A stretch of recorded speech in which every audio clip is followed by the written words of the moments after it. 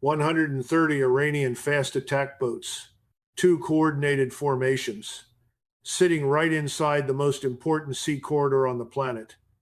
And the United States Navy is watching it happen in real time. That image came down from the Sentinel-2 satellite this morning. No airstrike triggered it, no missile launch announced it, no declaration of war, just speedboats, quiet, fast, and exactly where American warships operate.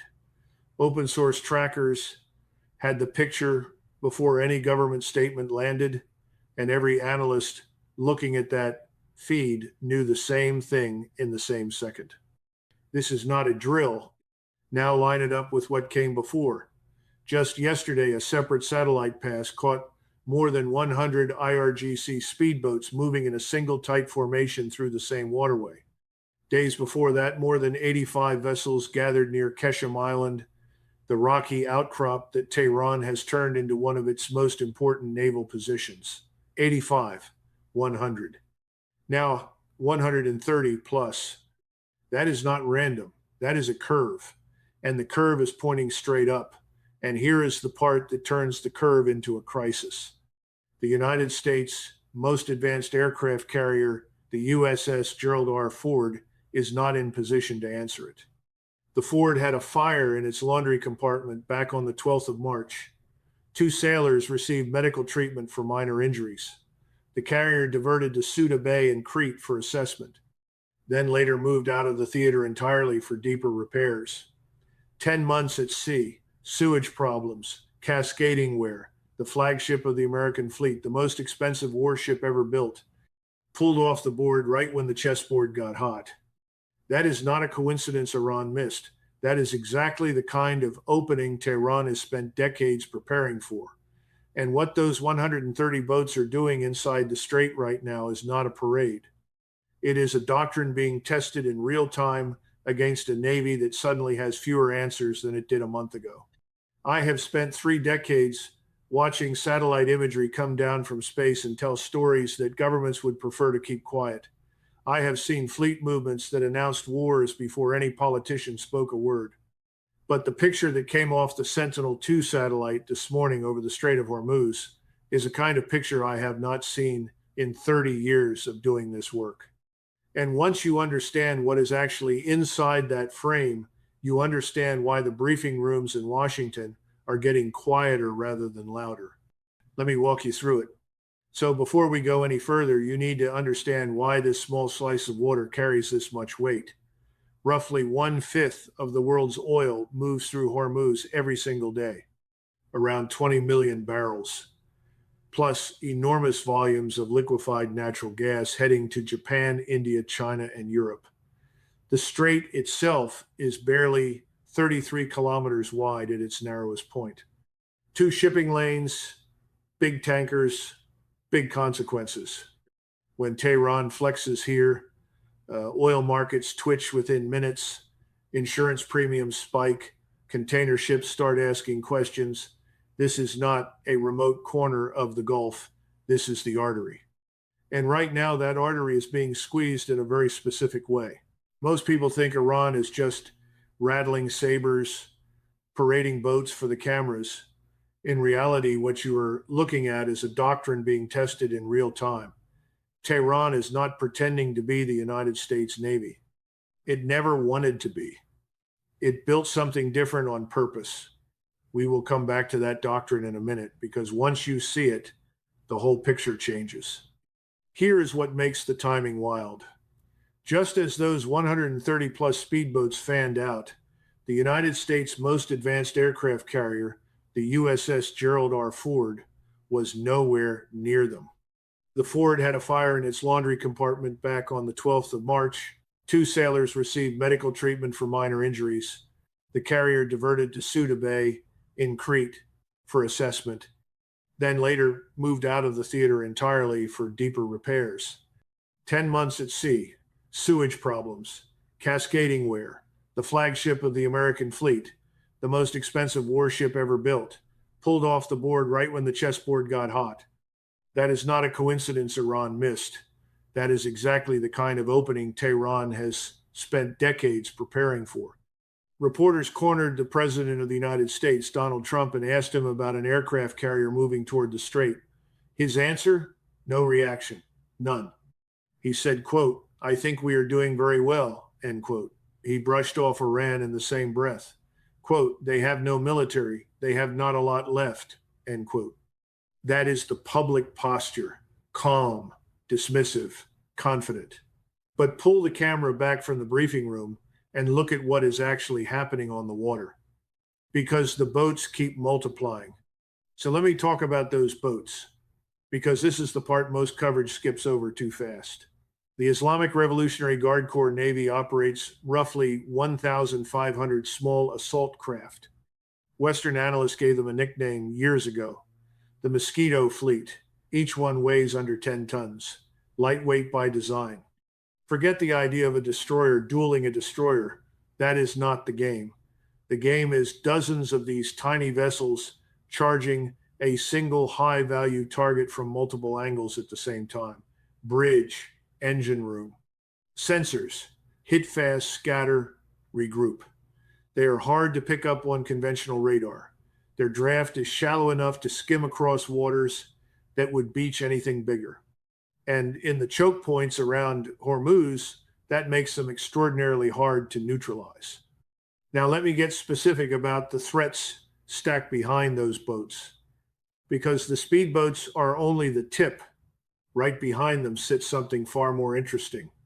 We need to talk about Iran's sea mines. The Pentagon told Congress recently that clearing mines that Tehran reportedly placed in the strait could take at least 6 months. 6 months. That is the assessment from inside the building, not from a tabloid. About 20 mines were placed in a way that channels shipping into Iranian designated lanes near Keshem and Larak Islands. Think about what that means. Iran is not threatening to close the strait with brute force. It is quietly redrawing the map. Choose our corridor or do not move. And history sits behind this threat. Back in 1988, a single Iranian mine severely damaged the USS Samuel B. Roberts. That historical precedent shapes how naval planners today assess the mine threat in the strait. Then there is the Ghadir submarine, about 29 meters long, tiny by global standards. That is the point. In the Persian Gulf, the water is shallow. Temperatures shift wildly. The seabed is uneven. Big nuclear submarines are out of place there. A small diesel boat can switch off its engine, settle on the bottom, and become almost indistinguishable from the geology. A few torpedoes from a position like that can ruin the day of any surface ship that wanders too close. You do not need a fleet of them. You need patience and depth charts. Above the waterline, you have Iran's anti-ship missile network. The Abu Mahdi cruise missile carries a range of more than 1,000 kilometers. That detail matters. It means even a carrier sitting hundreds of nautical miles away from the strait is not safe by geography alone. The missile flies low. It maneuvers. It is the opposite of a brute force approach. Then layered on top of that, the Fatah 2. Iran has billed it as a hypersonic weapon. Mach 15 at peak, roughly 1,500 kilometers of range, 200 kilograms of payload. Independent analysts argue about whether it is truly hypersonic in the strict technical sense. Some call it quasi-hypersonic. But here is the part that is not really in dispute. It maneuvers in the terminal phase. Standard Aegis interceptor logic depends on predicting a trajectory. If the trajectory keeps shifting, the math gets ugly fast. Iran reportedly used Fatah 2 for the first time in late February. And while we are stacking these layers, there is one more piece that almost nobody talks about, the Shahed 136 drone. Iran has thousands of them. Each one costs in the tens of thousands of dollars, maybe 20,000, maybe 50. To shoot one down with a Standard Missile 2 interceptor, you fire something that costs around $2 million. Run that math at scale. 50 drones in the air at once, 2 million per kill. You see where this is going. You can have the most advanced fleet in the world and still lose the calculator war. Iran does not need to sink anything. It just needs to make defending against it more expensive than it is worth. Take all of that, stack it. Layer 1 is the cheap drones forcing the enemy to burn through expensive interceptors. Layer 2 is the swarm of speedboats coming in from multiple directions to disable bridges and command nodes. Layer 3 is the cruise missile and ballistic missile network striking from extended range. Layer 4 sits beneath the surface with mines and small subs. Each layer is cheap, each layer is replaceable, each layer drains something from the other side. That is the architecture. And that is why officers familiar with the geometry of Hormuz keep using one specific word: killbox, a narrow space packed with overlapping threats where response time collapses to almost nothing. Now, fairness check. Many of Iran's claims are not independently verified. The United States genuinely does have a very serious layered defense. The Aegis combat system has been upgraded. Laser interceptor projects like Odin are real. American carriers do not sail alone. They move inside strike groups with cruisers, destroyers, submarines, and air cover. The fleet is not helpless. Nobody serious is saying that. But here is the line a lot of analysts are quietly drawing. Even with all of that, Hormuz is now a place where the math has shifted enough that the United States has to ask whether the risk is worth the reward. That is a question that did not exist in this form 10 years ago. If the analysis on this channel is the kind you have been searching for, the kind that goes past the headlines and into the operational reality, subscribe now and stay with me. Hit like. Share this with anyone trying to understand what is actually happening on the water. Leave your assessment in the comments. I read every one of them. Now let me come back to the doctrine, because I said we would. Iran's Foreign Minister Abbas Araghchi has spoken publicly about something called mosaic defense. The idea is brutally simple. No single command center runs the country's response. Every region, every unit, every coastal node has its own command authority. Hit the head and the body keeps moving. Take out a missile site and 3 more activate from positions you have not mapped yet. It is the doctrinal version of a swarm. Decentralization is armor. This is why even after reported American operations targeting Iranian radar systems, drone facilities, and coastal infrastructure, the maritime presence did not shrink. It expanded. 85 vessels, then 100, then 130 plus. That is the doctrine working as designed. And there is another signal flashing on the horizon that almost nobody puts in the same frame as Hormuz. Beijing is watching this very, very closely. Because if a country with a fraction of the United States defense budget can use cheap boats, cheap drones, and a decentralized command structure to make the world's most expensive aircraft carrier strike groups think twice, then the entire calculus around the Taiwan Strait, the South China Sea, and every other narrow waterway on the planet starts to look different. China has the resources to take this playbook and scale it up by an order of magnitude. The lesson Tehran is broadcasting from Hormuz is being studied carefully in Beijing. That is not speculation. That is how strategic learning works. You watch, you measure, you apply. Let me connect a few more dots from the last few hours. Qatar's Al-Kharatayat liquefied natural gas tanker is right now attempting its first transit through the strait to Pakistan since the fighting started. After 2 failed runs back in April, it is moving along Iranian-designated lanes near Keshem and Larak. Read that sentence twice. The shipping lanes inside Hormuz are now effectively being defined by Tehran, not by international convention. That is not a press release. That is reality flowing through a tanker's GPS coordinates. And the fact that Qatar is willing to send a vessel through under those terms tells you who currently sets the rules of passage.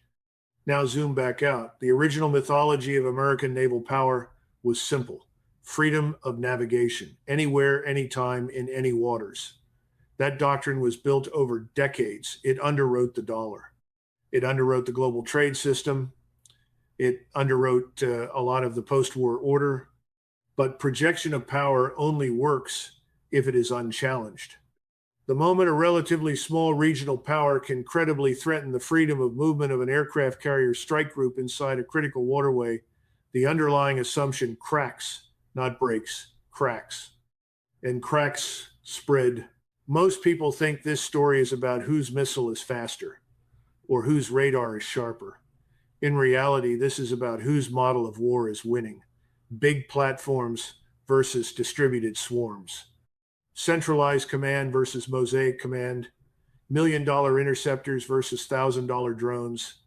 Iran did not invent this thinking, but it is currently the laboratory where it is being stress tested against the strongest navy in human history. And the results so far are making people in Washington uncomfortable enough that the briefing rooms are getting quieter rather than louder. Back to the president for a second. Asked about Iran specifically, Donald Trump said, quote, "We will see what happens," end quote. Asked about an aircraft carrier moving toward the strait, he said, quote, "No reaction," end quote. He pivoted to job numbers. He pivoted to stock market records. He pivoted to wars he says he has settled. 8 wars, maybe 9, maybe 10. Whatever you make of those claims, watch what is not being said. There is no chest thumping about Hormuz, no threats to sink the speedboats. The public posture is studied calm. And studied calm during a 130 boat deployment is not nothing. That is its own form of acknowledgement. And while everyone is watching the Gulf, the broader diplomatic landscape is moving too. The president floated a 3-day ceasefire framework involving Russia and Ukraine. He talked about prisoner exchanges, 1,000 on each side. He name-checked his relationship with Poland and President Putin and President Zelensky in a single breath. He said the Russia-Ukraine war is the worst thing since the Second World War in terms of life. 25,000 soldiers a month. He wants war number 10 on his ledger. Whether that lands or not is a separate question. But the picture you should hold in your head is this: multiple fronts, multiple negotiations, limited bandwidth. And right in the middle of all of it, more than 130 Iranian boats redrawing a map. So where does this leave us? Iran is not winning a shooting war against the United States. Nobody serious is making that claim. What Iran is doing is something subtler and arguably more durable. It is changing the cost structure. It is making the most expensive form of force projection on the planet ask uncomfortable questions about whether it can actually be used at full strength inside a strait barely 33 kilometers wide. It is spreading its forces so that no single strike removes the threat. It is leaning on geography that no sanctions package and no air campaign can take away. And it is letting the satellite images do the rest of the talking. The Strait of Hormuz used to be described as a choke point. Pretty soon, people will start describing it differently, not as a passage to be defended, but as a perimeter to be negotiated. And the country deciding the terms of that negotiation is sitting on its own coastline with a fleet of small, fast boats, a network of mines, a wall of cheap drones, a layer of long-range cruise missiles, and a doctrine that says no single blow can knock them out. That is the picture coming off the satellite this morning. That is why analysts cannot stop talking about it. And that is why, however this ends, the rules of how power moves through narrow waters are not going back to where they were before. Let me say something directly that the political coverage of this situation has consistently avoided, stating plainly the United States is not in a position where it can simply order Iran to disperse those boats. It is not in a position where it can clear those mines on a schedule that fits a normal news cycle. It is not in a position where it can guarantee that every strike package launched into Iranian airspace returns intact. That is not weakness. That is just arithmetic.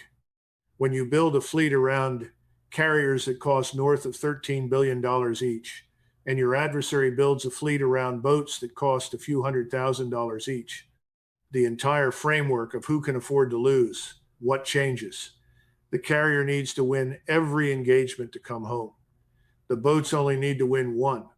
That asymmetry is what the satellite is showing us, not Iranian strength in absolute terms, American constraint in absolute terms. Two different things, both true.